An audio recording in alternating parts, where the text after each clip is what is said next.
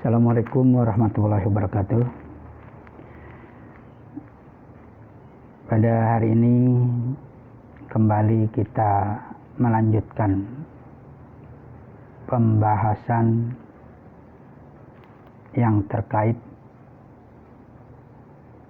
dengan perkembangan ilmu pengetahuan, teknologi, dan globalisasi.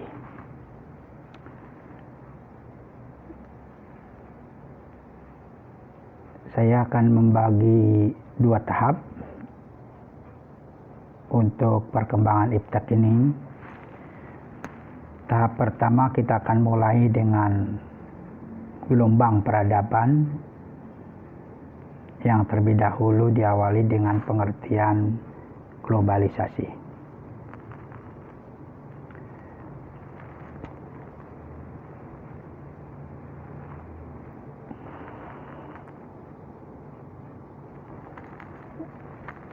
Kita awali dengan pengertian globalisasi, ya.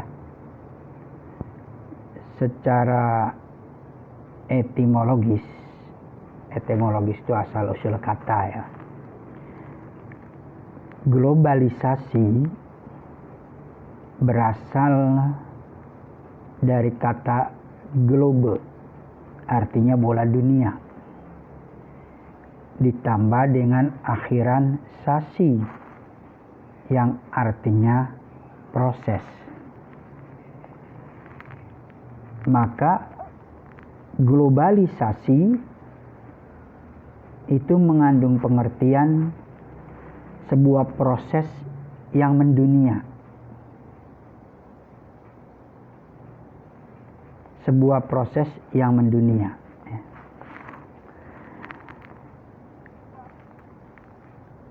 Akbar S. Ahmad S. Tingdonan mengatakan globalisasi pada prinsipnya mengacu pada perkembangan yang cepat di bidang teknologi, komunikasi, transportasi, dan informasi, yang membawa kegiatan dunia yang jauh menjadi hal-hal yang dapat dijangkau dengan mudah.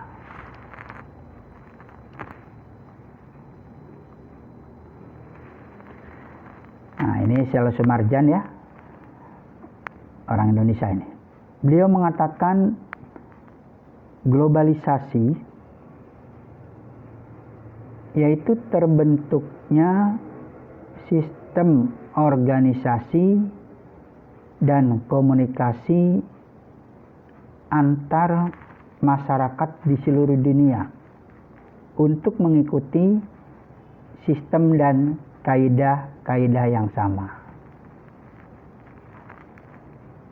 Ya, adanya medsos, ya, media sosial kayak Facebook, itu termasuk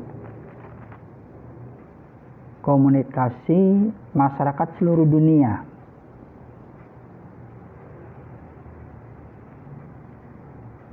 Itulah globalisasi, salah satu contoh saja. The American Heritage Dictionary, ya, the age of process of policy making something wide in scope or application. Kurang lebih artinya, globalisasi sebenarnya dapat diartikan sebagai suatu tindakan atau proses menjadikan sesuatu yang mendunia, universal, baik dalam lingkungannya atau aplikasinya. Ini yang ketiga nih, ya, kita masuk lihat pengertian lain. Globalisasi merupakan sebuah gejala tersebarnya nilai-nilai dan budaya tertentu ke seluruh dunia, sehingga menjadi budaya dunia atau world culture. Dikatakan yang lain, globalisasi menyangkut seluruh aspek kehidupan masyarakat dan individu sebagai anggota masyarakat. Globalisasi menyangkut kesadaran baru mengenai dunia sebagai satu kesatuan. Dalam pengertian lain, globalisasi juga dikatakan sebagai fenomena yang menjadikan dunia mengecil dilihat dari segi interaksi manusia karena perkembangan teknologi, informasi, dan komunikasi. Kata Mahatma Gandhi, janganlah kau mau dipengaruhi oleh kenyataan dan keadaan, tapi pengaruhilah kenyataan dan keadaan itu. Niscaya akan kau temukan arti kebahagiaan hidup. Azim Giray, beliau mengatakan globalisasi adalah proses di mana berbagai peristiwa, keputusan, dan kegiatan di belahan dunia yang satu dapat membawa konsekuensi penting bagi berbagai individu dan masyarakat di belahan dunia yang lain.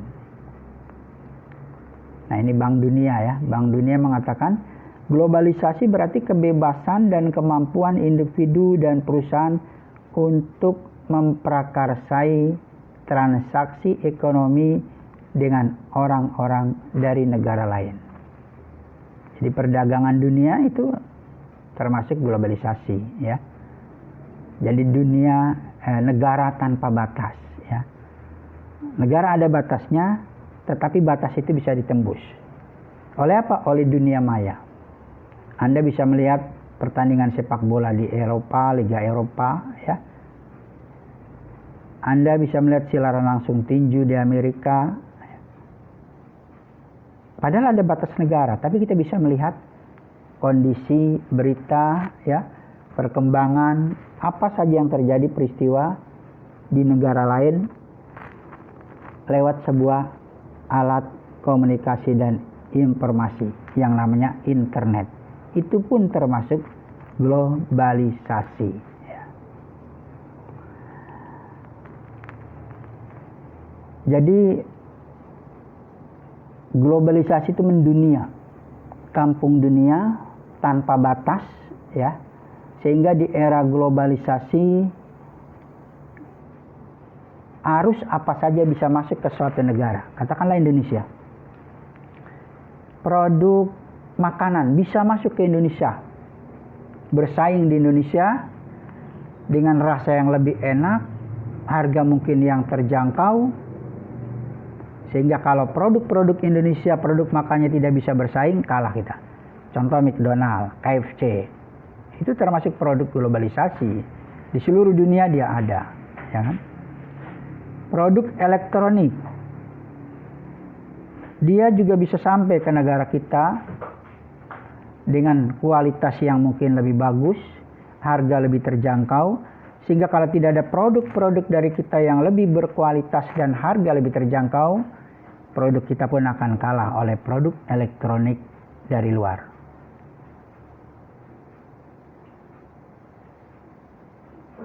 Tukang cukur, barbershop juga bisa masuk ke Indonesia ya. Yang mungkin dia pelayanannya lebih baik, harganya mungkin juga lebih mahal. Kalau kita cukur 15.000 barangkali 20.000, dia bisa 40.000 sampai 50.000. Tapi mungkin pelayanan dia lebih baik, ruangan ber-AC, dipijit dulu sebelum dicukur maupun setelah dicukur, ya. Diberikan welcome drink, minuman selamat datang ya.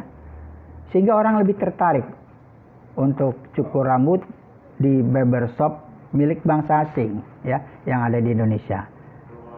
Itu bisa terjadi. Semua apa saja bisa terjadi di era globalisasi. Makanya di era globalisasi kita harus berkualitas dan siap bersaing. Nah, kita lihat proses dan aspek-aspek globalisasi. Perkembangan iptek, transportasi dan komunikasi. Ya. Bidang ekonomi, itu bidang yang lebih spesifik ya. bidang sosial. Nah, kalau digabungkan menjadi bidang ekonomi, bidang politik, bidang sosial budaya. Lebih spesifiknya, keuangan dan pemilikan modal, pasar dan strategi ekonomi, iptek budaya, peraturan atau undang-undang, politik internasional, ya, persepsi dan sosial budaya internasional, termasuk pendidikan. Nah, ini semua berproses dalam proses globalisasi, dalam proses mendunia. Ekonomi yang mendunia, masalah sosial budaya yang mendunia, masalah politik yang mendunia. Politik bisa mendunia, bisa. Contoh, terorisme, ya, itu isu global. Isu global keluar dari Amerika, kemudian Eropa mengikuti, Asia mengikuti, Australia mengikuti, belahan dunia lain pun, benua Afrika pun mengikuti. Seluruh dunia mengikuti, seolah-olah dunia sedang diteror oleh yang namanya terorisme, ya. Bidang kesehatan, ya, wabah, pandemi kayak corona sekarang, itu pun globalisasi, mendunia. Seluruh dunia disibukkan oleh yang namanya wabah corona. Jadi hal-hal yang bersifat globalisasi bukan hal mustahil. Itu adalah ada yang melahirkannya, dan ada yang memasarkannya, dan ada yang mengambil manfaat dari mendunianya sesuatu di globalisasi. Terorisme mendunia, ada manfaatnya mungkin bagi negara yang melahirkannya seperti Amerika. Mungkin dia ingin jual senjata, ya. Mungkin dia ingin menguasai keamanan negara-negara di dunia. Seolah-olah dia memberikan bantuan untuk mengatasi terorisme, yang mungkin terorisme itu ada tapi kecil, atau mungkin juga tidak ada. Demikian juga bidang ekonomi, ya, bidang kesehatan, corona. Mungkin corona itu ada yang melahirkannya, ada yang ngeluarin virusnya, ya kan? Mungkin dia juga yang ngeluarin virusnya sudah siap juga dengan vaksinnya, ya. Sama kayak komputer yang ada virusnya seperti Trojan, ada juga yang nanti memproduksi antivirusnya, ya, seperti McAfee, Kaspersky, ya, dan banyak lagi lainnya. Karena tidak akan muncul obat kalau tidak ada penyakitnya. Ada obat, ada penyakitnya. Jadi lahirnya penyakit bisa saja dimunculkan oleh satu kelompok, oleh seseorang, kemudian dia juga memunculkan obatnya. Tujuannya terakhir masalah ekonomi, yaitu menjual obat. Bagaimana supaya obatnya laku? Diciptakanlah suasana mendunia yang mencekam, bahwa ini harus diatasi. Sama kayak orang menjual senjata, diciptakanlah perang, karena ada perang orang butuh senjata.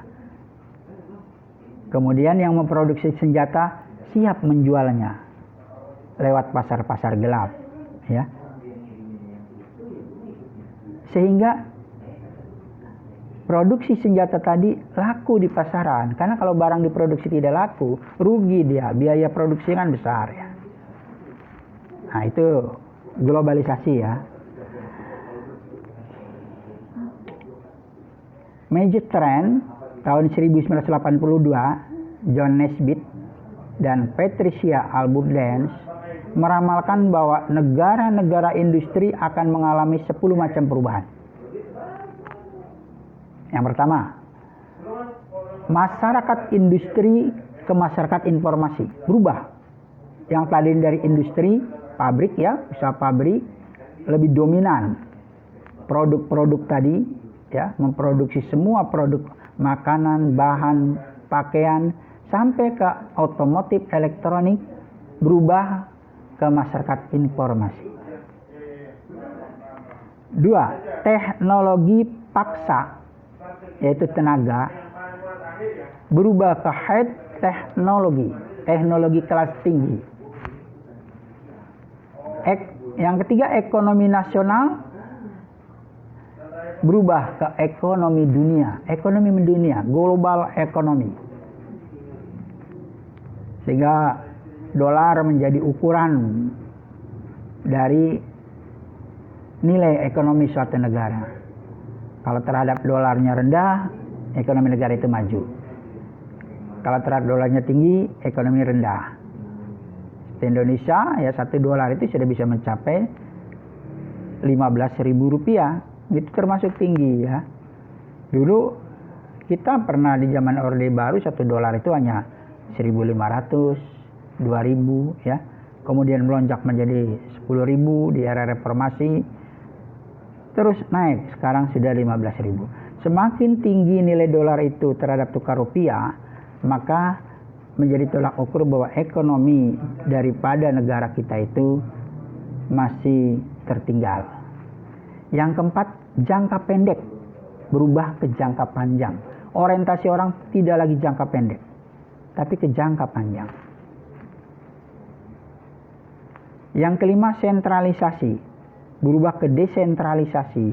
Yang dulu serba pusat pindah ke daerah. Kayak Indonesia sekarang ada otonomi daerah. Itu namanya dari sentralisasi ke desentralisasi. Yang keenam, bantuan lembaga institusional ya, itu berubah.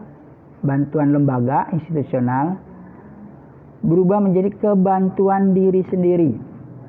Artinya diri sendiri harus bisa membantu dirinya. Tidak lagi harus mengharapkan bantuan lembaga institusional. Manusia menjadi lebih mandiri. 7, demokrasi representatif berubah ke demokrasi partisipatif. Artinya melibatkan seluruh komponen masyarakat. Itu namanya demokrasi partisipatif.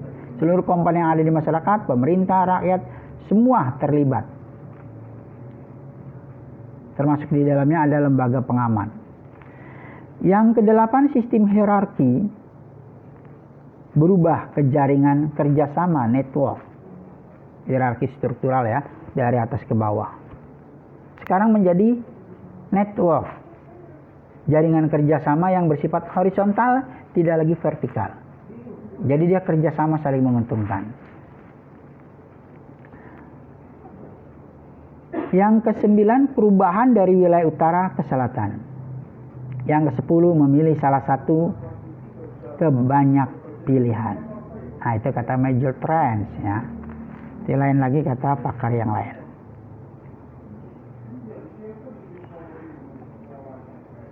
Nah, ini major trend juga tahun 1990 oleh John Naisbitt dan Patricia Abundaan kembali menyampaikan pendapatnya bahwa ada 10 macam perubahan di era global. Di era globalisasi. Pertama, abad biologi. Di era globalisasi itu dianggap sebagai abad biologi. Makhluk hidup menjadi objek penelitian yang berusaha direkayasa untuk bisa menjadi solusi, bisa juga menjadi alat ekonomi dunia. Nah, contoh. Minuman, sekarang udah sistem bakteriologi, ya kan? Jadi sistem fermentasi. Semua itu produk-produk makanan kayak kecap, Yakult, ya minuman itu ya. Itu produk fermentasi. Makanya dikatakan abad biologi. Lebih jauh lagi virus ya dimanfaatkan menjadi senjata biologi. Itu pun abad biologi. Sehingga ada senjata biologi. Menggunakan virus, menggunakan hewan tertentu, menggunakan bakteri ya. Itu pun bisa menjadi senjata. Yang kedua, bangunnya sosialisme pasar bebas.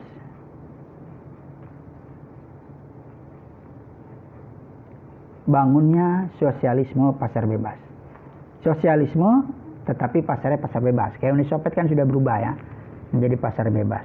Bahkan Cina saja sudah berubah. Itu pun menjadi pasar bebas. Menjadi ekonominya menjadi liberal. Padahal seharusnya negara komunis ekonominya sosialis. Tapi sekarang menjadi liberal. Yang ketiga, cara hidup global dan nasionalisme budaya. Jadi cara hidup manusia sudah mengglobal, serba mendunia. Apa saja ngikutin tren dunia. Dalam hal mode kita mengikuti tren mode dari Paris. Dalam tren makanan kita juga mengikuti tren dunia. Kalau trennya lagi makanan instan, McD, KFC kita ikut. Trennya makanan Jepang, kita ikut makanan Jepang. Ya. Trennya makanan Korea, kita ikut tren makanan Korea. Nah, itu termasuk global dan nasionalisme budaya. Ya. Yang keempat, dasawarsa kepemimpinan wanita, di mana wanita memegang peran sebagai pemimpin pada era globalisasi, yang dulu mungkin masih tabu. Yang kelima, kebangkitan agama dan milenium baru. Nah, ini yang diramalkan bahwa suatu saat masyarakat agama itu akan bangkit dengan nilai-nilai keagamaannya, ya. Di belahan dunia ini kita mulai lihat nilai-nilai Islam yang mulai nampak bangkit di seluruh dunia, ya, menunjukkan jati dirinya. Bahwa Islam menjadi suatu nilai pilihan alternatif untuk menjadi solusi penyelesaian masyarakat dunia. Nah, itu milenium baru, ya. Yang meramalkannya ini bukan orang Islam, ya. Yang keenam, kebangkitan, ya, atau renaissance dalam kesenian. Di bidang kesenian terjadi kebangkitan. Seni apa saja dari mulai musik, tari, melukis, semua mengalami kebangkitan yang luar biasa, perkembangan juga luar biasa. Dulu orang barangkali melukis hanya dengan cat minyak, sekarang melukis tidak lagi dengan cat minyak. Dengan pasir bisa, dengan benang bisa menjadi sebuah lukisan, ya, ditata. Dengan kayu bisa, dengan alat apa saja itu bisa ditata menjadi sebuah lukisan yang kalau dipandang tetap indah dan menarik. Ini termasuk kebangkitan. Hanya baru satu itu ya dalam bidang seni lukis. Belum lagi bidang seni tarinya, belum lagi pada bidang seni musiknya, ya. Terjadi kolaborisasi, ya, pencampuran beberapa seni dari seni tari menjadi sesuatu hal yang menarik, ya. Begitu juga pada seni musik. Dari tradisional modern sehingga tampil menjadi menarik. Yang ketujuh, kemenangan kejayaan individu. Jadi individu-individu dunia bisa tampil sehingga orang menjadi terkagum dengan individu. Kayak dalam urusan teknologi komunikasi kita kagum terhadap Bill Gates, ya, yang menemukan Microsoft, gitu kan. Kemudian kita juga kagum terhadap orang-orang cacat yang bisa berprestasi. Kita juga kagum terhadap orang-orang yang menjadi orang kaya sedunia, ya, atau yang di Indonesia menjadi orang kaya se-Indonesia, ya. Mereka perusahaannya ada di mana-mana, bisnisnya ada di mana-mana, sehingga bisnisnya menjadi bisnis raksasa. Nah, itu kemenangan kejayaan individu. Jadi individu bisa mengendalikan negara, bahkan sebuah negara bisa dikendalikan oleh individu. Indonesia itu kalau mau pemilihan presiden ataupun kepala daerah, untuk biaya kampanyenya dia akan meminta kepada para pengusaha, individu yang memang dia punya kekayaan yang banyak. Diberikan bantuan, tentu saja ada politik dagang sapinya, ya. Ada politik transaksionalnya, perjanjiannya. Anda saya bantu, nanti bantu juga bisnis saya.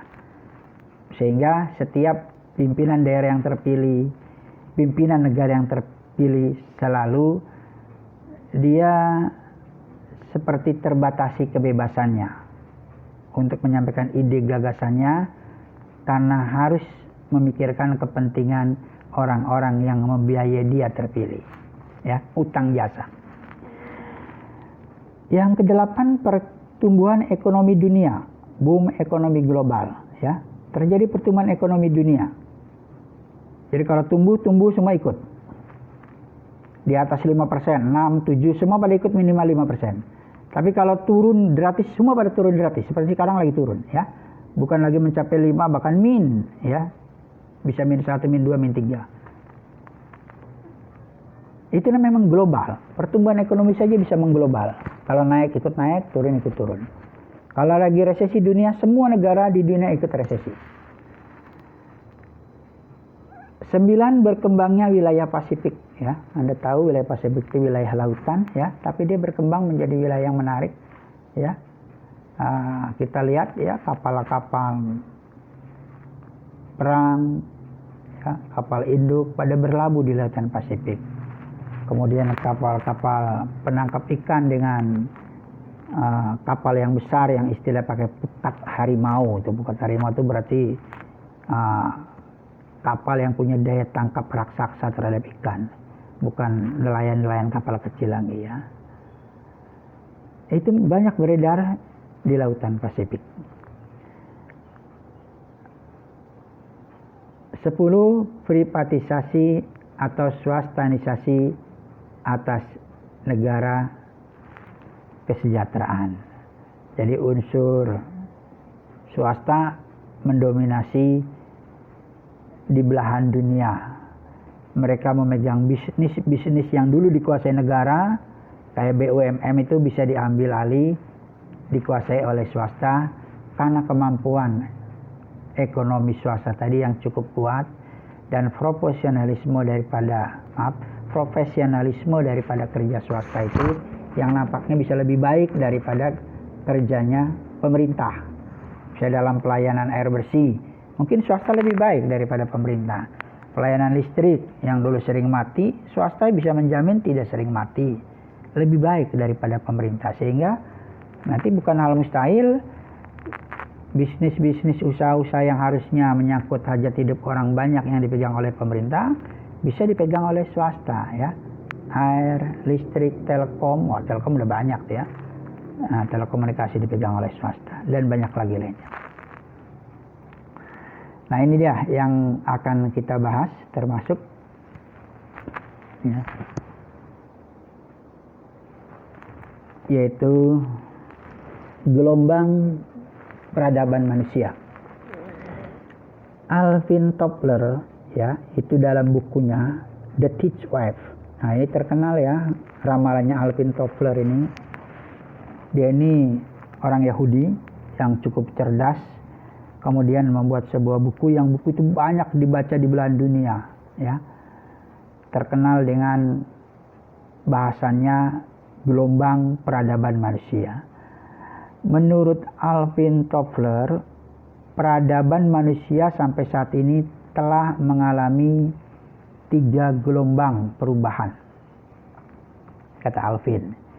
Yang pertama itu gelombang teknologi pertanian, yaitu dimulai dari sebelum Masehi itu ya, tahun 8000 sebelum Masehi sampai 1500 Masehi, abad ke-15. Yang kedua itu gelombang teknologi industri dari mulai tahun 1500 Masehi sampai 1970 Masehi ya. Nah, semenjak ditemukannya mesin uap oleh James Watt di Inggris, sehingga seluruh mesin lokomotif, otomotif, mesin-mesin kapal, mesin pabrik ya, semua digerakkan oleh mesin uap temuan James Watt. Sehingga terjadilah revolusi industri di Inggris ya, yang tadi lahan pertanian berubah menjadi pabrik-pabrik, menjadi lahan industri ya. Berkembang pesat, banyak tumbuh kaum buruh, hasil produk pabrik itu lebih cepat daripada manual. Misalnya contoh pakaian yang dulu ditenun manual, itu sekarang bisa ditenun oleh pabrik bisa lebih cepat, sehingga bisa lebih banyak hasilnya, lebih murah harganya. Sehingga perekonomian pun berkembang ya, karena harga murah. Kemudian gelombang yang ketiga itu adalah gelombang informasi, peradaban informasi. Dimulai dari tahun 1970 sampai sekarang. Nah, ini gelombang informasi ini semenjak mulai ditemukannya teknologi informasi dan komunikasi seperti internet. Ya, itu kan dari tahun 60-an ya, tapi mulai go publik mendunia itu tahun 1970-an sampai sekarang. Sehingga ada istilah siapa yang menguasai informasi, maka dia menguasai dunia. Jadi kalau dulu siapa yang menguasai pertanian, maka dia menguasai dunia. Kemudian berubah, siapa yang menguasai industri, maka dia menguasai dunia. Sekarang tidak lagi, yang kata-kata itu berubah menjadi siapa yang menguasai informasi, maka dia menguasai dunia. Jadi informasi itu menjadi sangat mahal. Ya. Nah, makanya orang sekarang bisa menjual informasi ya ke mass media, gitu ya. Nilainya mahal. Anda punya rahasia apa? Barangkali punya rahasia yang bisa menemukan vaksin corona atau obat corona secara cepat, itu informasi.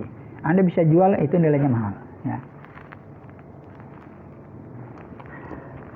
Nah, gelombang peradaban manusia yang pertama, teknologi pertanian tahun 8000 sebelum Masehi sampai 1500 Masehi. Ya, ini gelombang satu, the fish web, itu revolusi hijau.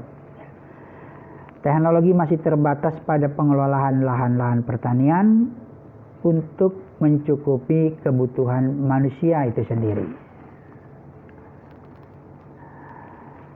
Kemudian masuk kepada gelombang peradaban manusia yang kedua, teknologi industri 1500 Masehi sampai 1970 Masehi. Pada gelombang kedua ini, revolusi industri di negara-negara barat, zaman Renaissance atau abad pertengahan ya, ditandai dengan adanya revolusi industri di Inggris. Yang tadi sudah saya bahas, penemuan mesin uap oleh James Watt. Sehingga berkembang pabrik-pabrik di Inggris, muncul kaum buruh yang cukup banyak jumlahnya, yaitu kaum pekerja. Kemudian mulai ditemukan teknologi mesin dengan tenaga luar manusia, contoh mesin uap, mesin pemintal, dan lain